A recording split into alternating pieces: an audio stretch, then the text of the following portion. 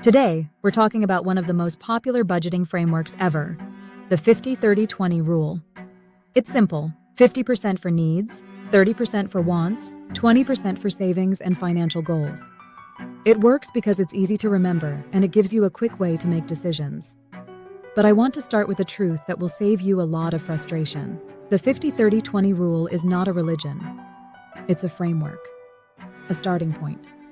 And if you treat it like all or nothing, it can backfire, especially if your income is tight, you're dealing with heavy debt, or your fixed costs are high like rent, healthcare, kids, or transportation.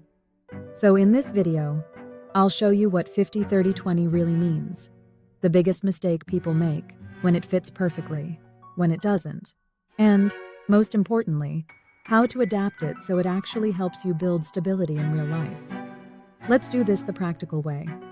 First, what 50-30-20 actually means. The 50% needs category is what you must pay to live and work.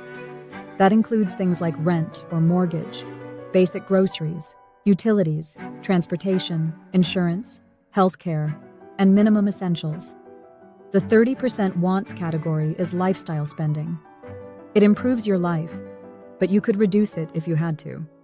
Restaurants, delivery, entertainment, shopping that isn't essential, subscriptions for fun, upgrades, hobbies, anything that's optional. And the 20% savings category is where your future gets built. Emergency fund, investing, savings for goals, and very important, extra debt payments also belong here, especially if you're paying high interest. Because paying off expensive debt is a form of investing in your freedom. Now here's the key idea. This rule does not tell you what to pay. It forces you to classify your spending. And classification creates clarity. Clarity is the beginning of control.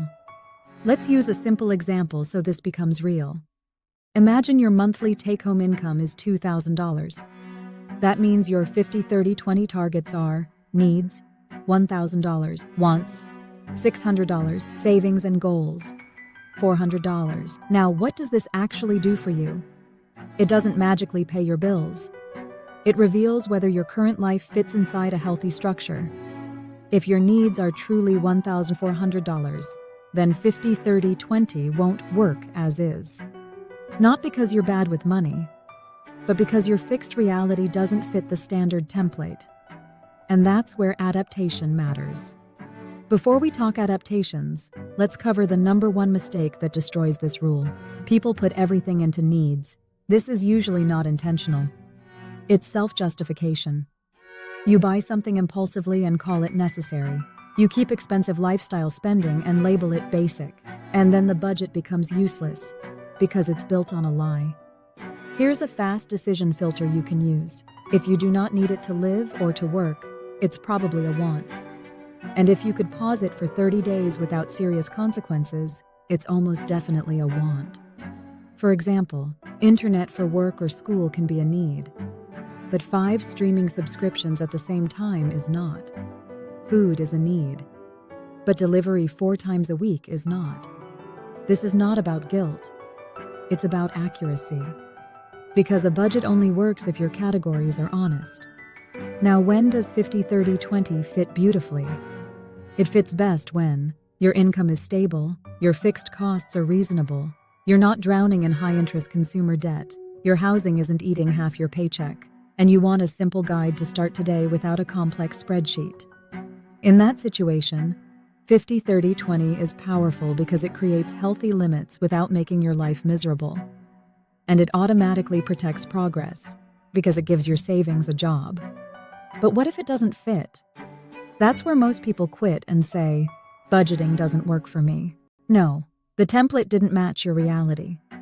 So let's go through the 3 most common situations where 50-30-20 does not fit and exactly how to adapt it. Case 1, your income is low or your cost of living is high and it doesn't add up. This is extremely common. If your needs already take 65% or 75% of your income, the standard rule is simply not reflecting your current reality. So what do? You use a temporary version. Examples: 70, 20, 10. needs, wants, savings, or even 80-15 of 5 if you're in survival mode. And here's the most important part. You still keep a minimum savings number, even if it's $10 or $25. Not because that amount will change your life overnight, but because it builds the habit and the financial muscle. If you wait until it feels easy, you'll never train the system. Small savings is not about the money. It's about proving to yourself that your priorities can come first. Case 2. You have a lot of debt and it's chasing you every month. If you're paying high interest, credit cards, expensive personal loans, your 20% should include extra debt payments. At that stage, your priority is not investing like rich people. Your priority is stopping a guaranteed loss.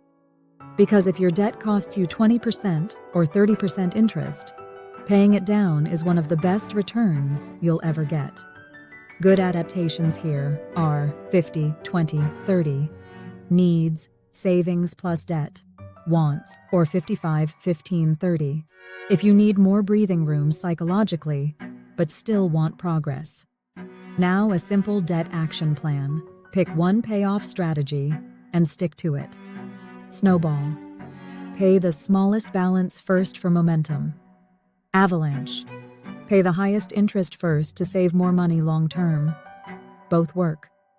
The best one is the one you will actually follow for months, not days. And please don't fall into the minimum payment trap. Minimum payments keep the problem alive.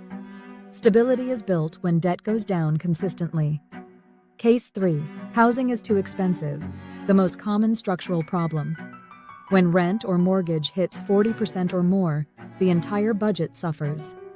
Because one fixed expense eats your margin. You basically have two paths. Path 1. Temporarily reduce wants to compensate.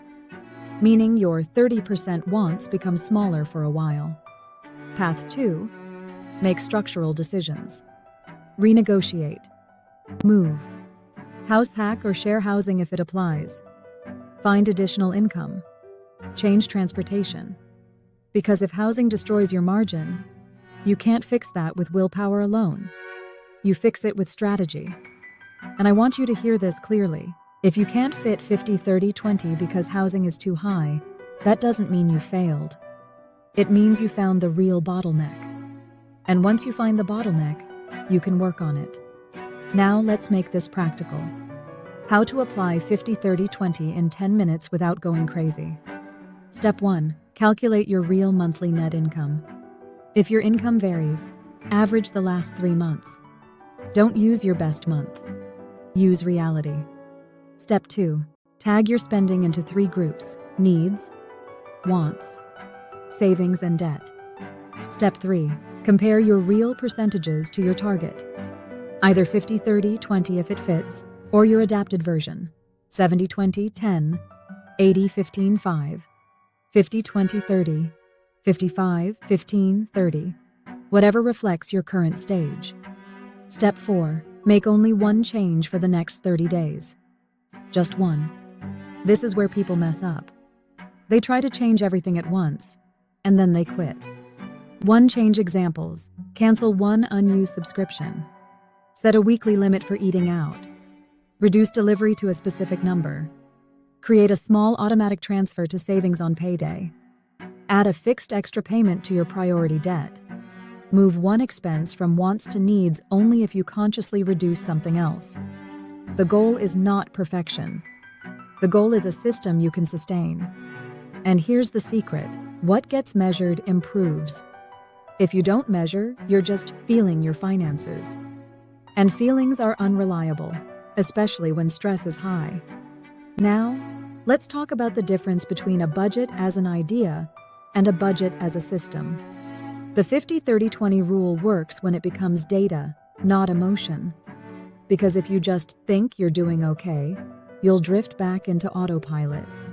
What you want is a simple control panel where you can see income versus fixed expenses versus variable spending, where your money is leaking, your goals, emergency fund, debt payoff, travel, education, big expenses, and progress over time. You can do this with a notebook. You can do it with a spreadsheet, or you can do it with a tool that turns it into a dashboard. The tool is not the point. The system is. But a good tool makes the system easier to maintain because it turns budgeting into visibility, tracking, and consistent feedback. That's the difference between, "I hope I'm doing okay," and "I know exactly where I stand this month." Let's close with one simple action you can take today. Here's your assignment. Look at the last 30 days. Classify your spending into needs, wants, and savings debt. Then choose one improvement to apply for the next 30 days. Just one. Because one consistent improvement changes your system. And once the system changes, your results change. The 50-30-20 rule is not magic. It's clarity. And when you get clarity, you stop guessing. You start designing. If 50-30-20 fits your life, use it. If it doesn't fit, don't quit. Adapt it. Because the goal is not to obey a formula. The goal is to build a financial system that moves you forward every single month. Educational content only, not financial advice. And if you want a control panel to make this easier, you can use a budgeting tool that shows categories, goals, limits, and progress in one place. See you in the next video.